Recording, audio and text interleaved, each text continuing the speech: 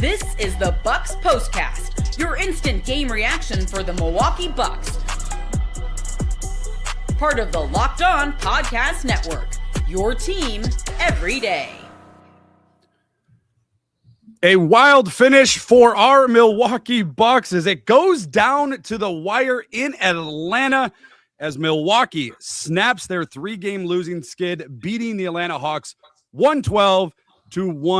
Hello, everyone, and welcome back into the Postcast edition for the Locked On Bucks. My name is Brandon Sneide. Joining me for the rest of the season, the former Wisconsin Badger great, Mr. Brian Butch. Lots to get to on the program tonight as we break down this Milwaukee Bucks win, 18-24 now on the year. We'll get into our initial reactions. We'll talk about the X factor in this one. And of course, stay tuned for later in the show. We'll break down our player of the game. But Mr. Butch, let's start with you, my friend. It looked like this was a weird one, right? The first quarter is kind of slow for both teams. Then the Bucks pick it up in the second quarter.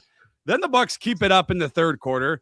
And then Atlanta kind of wakes up later in that third quarter. And then that fourth quarter is an absolute dogfight. Your gut reaction after the Bucks beat the Hawks 112-110. Yeah, I thought when you look at it, the first quarter, really the first half, there was great ball movement by the Bucks. And that's offensively what they need. More ball movement results in better shots. And I think that's the biggest thing that you saw there. Then you look at the third quarter, fourth quarter, it started to slow down a little bit. And to me, I like the adjustment early on in this game to start the game of changing up the starters, putting Kuz on and really letting him operate a little bit. I think put Kevin Porter Jr. on the bench to give the bench a little bit more firepower, yes, but also to get a little bit more ball movement. With KPJ, the ball sticks. It just does. And he's a guy that is an isolation player that really wants to get going and at times does stick too much. And I think the ability to get the ball movement was fantastic. Now, I texted you this as well.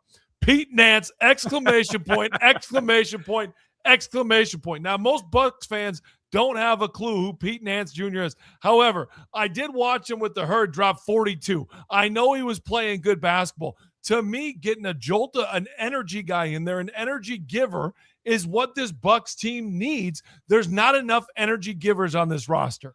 There just isn't. That's one of the reasons you look at him as 18 and 24. Mm-hmm. Finally, you get a guy in there in Pete Nance Jr. that gives him great energy, does all the little things, isn't looking to get a shot, is shot ready when he needs to, drilled a big-time three in this game, but just overall brought great energy. And I know you probably thought the text, like, who am I doing this postcast with for crying out loud that he's cheering for Pete Nance? But they need more players like that. Well, Butchie, when it comes to basketball, I think out of the two of us, I would classify you ahead of me, with all due respect to myself. So I'll put you ahead. When you text me a guy's name, I'm going to take a listen. But I put it down. It's in my notes right here. I wrote it down.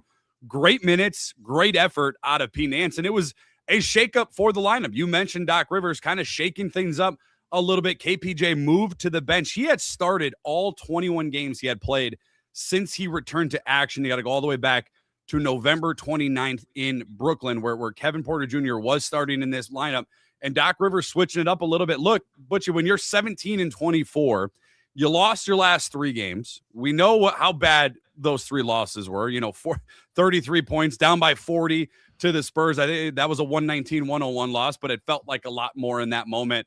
I know a lot of Bucks fans want Doc Rivers fired. I know a lot of Bucks fans believe Doc Rivers isn't the direction they want this organization to go to. This, I don't want to say the turning point of the season, but this was a much needed response, Butchie, from Doc Rivers to get something else going for this team. You cannot keep beating that dead horse and expect it to finally wake up. Give credit where credit is due. I'm not saying Doc Rivers is going to be the future, or, it has his job is safe. I do believe they're better off without Doc Rivers, but in that moment for today, it definitely was something that this team needed going forward. There's no question, but the low-hanging fruit there, the Doc Rivers fire thing is really a terrible radio take. I'm sorry, it is. That should have been 3 months ago. If that's the conversation, if you believe that, as a Bucks fan, you should have been yelling that 3 months ago. Now it's easy to come out there because of the schedule.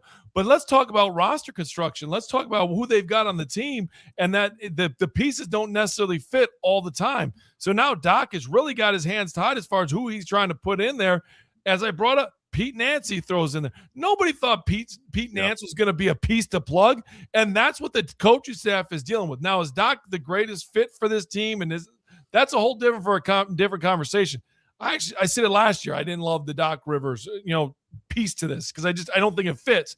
But from what we've heard recently, people that don't necessarily follow the Bucks as much, their voices got much louder about, get rid of Doc. Well, then you haven't been following the Bucks for a long time. Because the same thing Doc is doing now is what he was doing before, too. So that's a big picture of it. But you got to find the pieces. Like, there's not going to be a move made now. So he's got to find the pieces because this Bucks team should make a run in the playoffs. Why? Because they've got 34. They've got one of the best players in the world in Giannis. They're going to make a deep run. They're going to continue to do that. They've just got to get these pieces to fit a little bit better.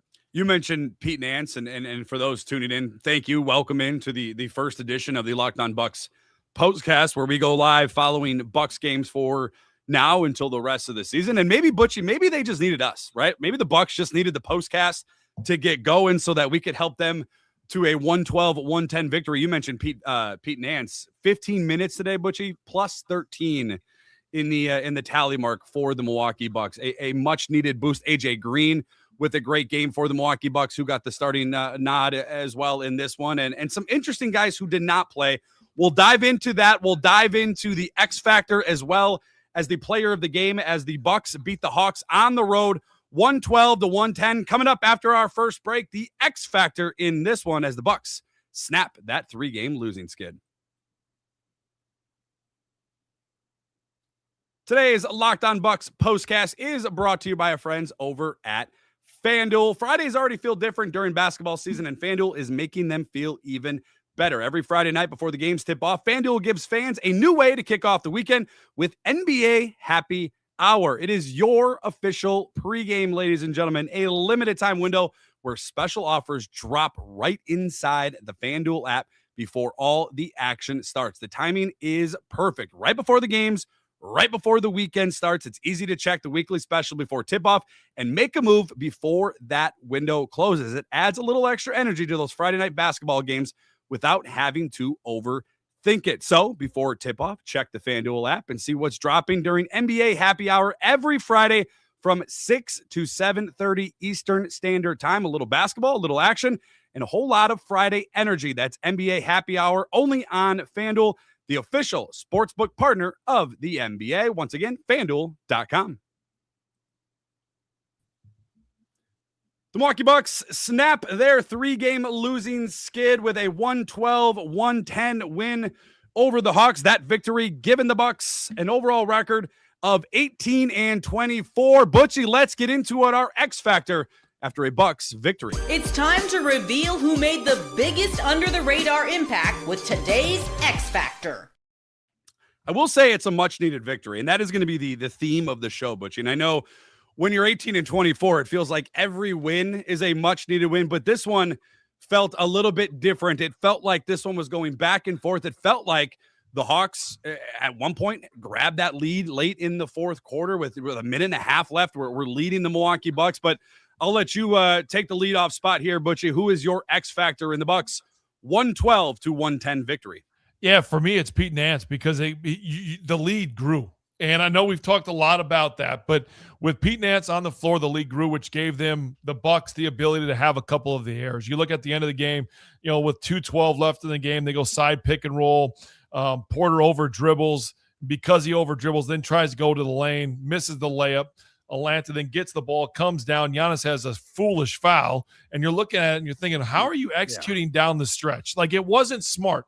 But because of the play of Pete Nance and the energy he brought, the lead was big enough to be able to overcome this last-second push by Atlanta. And that, to me, I know I'm really talking Pete Nance up. I love it, though. I love it. You need those guys, though. You need those guys. When you talk X Factor, yeah, to me, he's a guy that brought the energy that was needed in this game to build a big enough lead, because the Bucks' execution down the stretch, it was a Jalen Johnson terrible turnover that really seals the win for Milwaukee. But in general, like the execution down the stretch for the Bucks wasn't good enough. But because they had the lead, they had a big enough cushion, which I think was the biggest thing. I thought at one point Nickeil Alexander-Walker was gonna single-handedly beat the Bucks in this one. It felt like for Atlanta, he hit big three after big three, finished with 32 points in this one. It felt like we were trending in the direction of he was going to be the reason that the Bucks lost this game, but thankfully down the stretch they were able to just get enough buckets, get the stop that they needed to stop. I'm gonna go. I love the Pete Nance X factor in this one. It's hard to really disagree with that. I'm gonna go with AJ Green in this one, and it felt like for a big push, certainly in that second quarter, the Bucks outscoring the Hawks 34-19 in that second quarter. AJ Green, he got them the lead back in the game. I think there was a minute 21, maybe minute 25, somewhere around that where they were down by 2, and AJ Green's bucket it gave them the 1-point lead. But what I find interesting about both of us in this one, Butch, in our first Locked On Bucks postcast, is both of our X factors are guys that just, for one, Pete Nance hasn't played a ton this season. Total of 12 games. Exactly. So total of 12. AJ Green's obviously been a big part of the Bucks rotation, but it wasn't Kevin Porter Jr. It wasn't Miles Turner. It wasn't Giannis, who, by the way, was still on that minute restriction. There was a little worry for me, Butchie. I was getting ready to be like, this is a really bad loss, because when Giannis entered this game in that fourth quarter, they were up 12. And I know he's on the minute restrictions, obviously coming back, still battling that calf injury. They were up 12 when Giannis checked into this game, and this game was in the balance in the final minute. But it's guys like that where we mentioned AJ Green tonight, 18 points for the Milwaukee Bucks. He did get the start. Pete Nance, you mentioned, plus 13 in 15 minutes. These are the type of performances that this team is going to need going down from this. Technically, the halfway point of the season is now surpassed us. So I know the trade deadline is always feels like the halfway point. We're almost there, February 5th. But these are the type of performances, these gritty performances, Butcher. You've been a part of them. You've done them. You've executed them, that this team is going to need. You're going to need more performances like Pete Nance, and maybe he's going to get more of an opportunity, but you're going to need some of these guys stepping up, and the 50-50 balls are still a head scratcher for the Milwaukee Bucks. Getting the boards, being able to win where not necessarily the scoreboard is going to dictate, the outcome, whether you win or lose, but where the game is in the balance, where it's a 50-50 fight. You're going to need guys like you mentioned, Pete Nance, AJ Green, for both of us, stepping up and getting it done, or else you're not gonna be playing beyond April for the NBA playoffs. It really is that simple, though. It's the little things within the game. And I thought, you look at, again, we talked Pete Nance, AJ Green. How does AJ Green score? AJ Green's not an ISO player. He's a guy that has to get ball movement. It's got to come to him. He's got to be shot ready. He's coming off some handoffs, curling that action.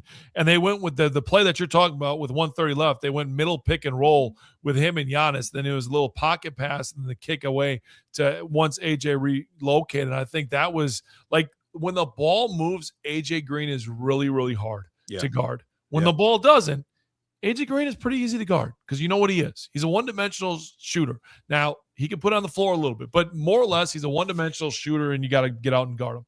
Ball movement makes that extremely hard to guard. I thought, too, it's an interesting storyline because if you had told me that in the first half, Atlanta was going to go 1 for 22 from 3, and the Bucks would have a double-digit lead at halftime, I would have thought, man, that's it. Like they're going to coast to a victory. You got to know better about that than with this team. There's no lead there. And that's the other thing about the NBA. Fans are like, oh, my gosh, I can't believe you lose a lead. That tells me you don't watch enough NBA because every NBA game, there is no lead that is too big. Like anybody that gets out there and says, how'd they give a 20-point lead up? You haven't watched enough NBA basketball then because it happens all the time, every game. Yeah, and the way that the game is constructed now, right? Like, absolutely. The with pace, the three, with the pace, shooting, with all of it. Like, it's constructed for comebacks. And that's why I get a kick out of fans that get so wound up over a 20-point lead that's lost. Yes, you've done something on one side of the ball where you've lost a little bit of rhythm, for sure. But you also have to understand, this is the way the league is built. 20-point leads are realistically like 10-point leads. I will say this. Maybe this could have been the X factor, Butch, and maybe I'm spoiling. Maybe I shouldn't have wasted it. Not wasted it, but used it on AJ Green. In this one, he was fantastic, though, for the Milwaukee Bucks. The Bucks 29-6 run and most of that, maybe all of that with Giannis on the bench. It was. The bench That's was an great. underrated part in this game The bench was because great. that was a moment where, Atlanta, yes, the second they played better in the third quarter, but that was a moment going into halftime where it was only 20-19 after the first quarter, and that bench took over. And that was an underrated moment possibly in this game. Now, it obviously 34-19, they outscored in the second quarter. Correct. And a lot of that was that Pete Nance, AJ Green, that rotation. And I know I can't believe I'm going to say that. I can't believe who's going to be the star of the game. I can't believe I'm going to say either, because you're going to look at me and say, how in the heck are you talking Bucks basketball mention these two guys? But we'll get there. But it was those, those sorts of plays. The Bucks do get the victory in Atlanta, 112-110, one final break. When we come back, we are going to dive into our first ever Locked On Bucks POSTCAST player of the game. Today's victorious edition of the Locked On Bucks POSTCAST is brought to you by Gametime. During basketball season, there's nothing like being in the building, the energy, the crowd, the first big run that gets everyone on their feet. Fans want to be there for those moments, not stuck refreshing screens or guessing what tickets and what they're really going to cost. That's where Gametime comes in. It's the app that gives the fans back the advantage, making it incredibly easy to score amazing tickets, fast, simple, and without the guesswork. The best part that I absolutely love about the Gametime app is you can view your seat in the app. You can see exactly what you're buying, so there's no surprises at checkout. Take all the guesswork out of buying those NBA tickets with Gametime. Download the Gametime app, create an account, and use code LOCKEDONNBA, and you get $20 off your first purchase. Terms do apply. Again, create an account at Gametime, redeem the code LOCKEDONNBA, and you get $20 off. That's Gametime. A very much needed victory today for our Milwaukee Bucks. They snapped that 3-game skid. They washed that bad taste out of their mouth. They were off the weekend, Butchie. Maybe that's what they needed. Some time off. You could tell there was some practicing going on with this Milwaukee Bucks team. They better stay away from Magic City. The wins are good, but stay away. Yes, stay away. All right. And they do get the victory, 112-110, 18-24 on the season. It's time, ladies and gentlemen, for our first ever victorious edition of the Locked On Bucks player of the game. This is the Locked On player of the game. All right, Butchie, the Bucks getting the victory, 112-110, 18-24 on the season. They improve to 9-14 on the road. Who gets your Locked On Bucks POSTCAST player of the game today? I can't believe I'm going to say this. I think he got to start. He got to start. It's number 18, Kyle Kuzma. Yes, it's Kuz. But 7 points in the fourth quarter. Defensively, the last possession, made sure to get body in front of CJ McCollum, which was a terrible turnover by CJ. But hey, you're in the right position. You don't foul. But I thought Kyle brought great energy. Got inserted into the starting lineup. They played well. They got off to a quick start. Moving the ball. The ball was, sharing. Sometimes Kyle has a tendency to ISO too much. I didn't feel like there was that. And the way the game ended with 7 points in the fourth quarter in tight basketball plays, I really thought he was the player of the game. Now, you can always say Giannis with 21. I thought Sure. Bobby was good too. But when I look at just that, who do you punch in that changes the things a little bit, especially after the last two performances by the Bucks? To me, I was really impressed with Kyle Kuzma. Does it me, and I'll get to my player of the game. Is it me, though, Butchie, or does he hit the most ridiculous shots? Like, off balance, body turned the opposite way. Kyle Kuzma, that is. For sure. And then he has a lot of air balls when the feet are set, and you're like, he should make it. Yeah, correct. Absolutely. Like he's that kind of player. Yes, where you're like, how did he make that? And you just sit there and you say, okay, good shot. And then there's wide open shots where you're like, how did you not make that? Yeah, but I didn't feel like there was any of those. How did you not make that today?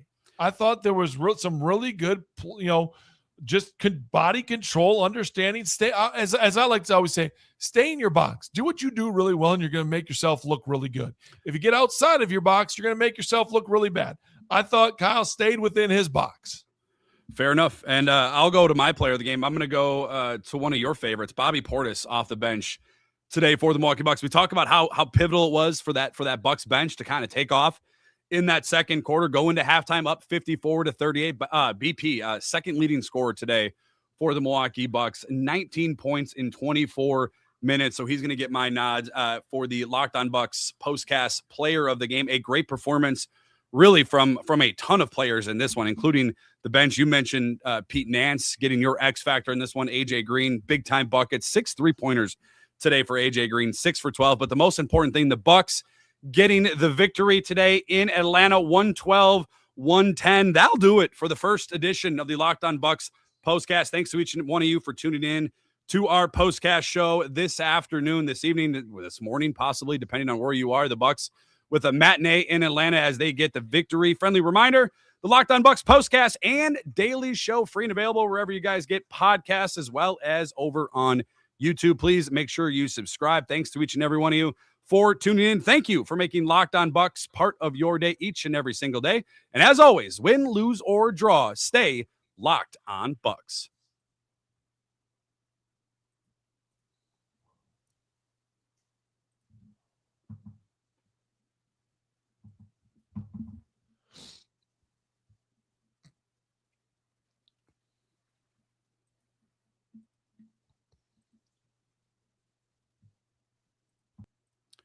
And that is the fastest show. I was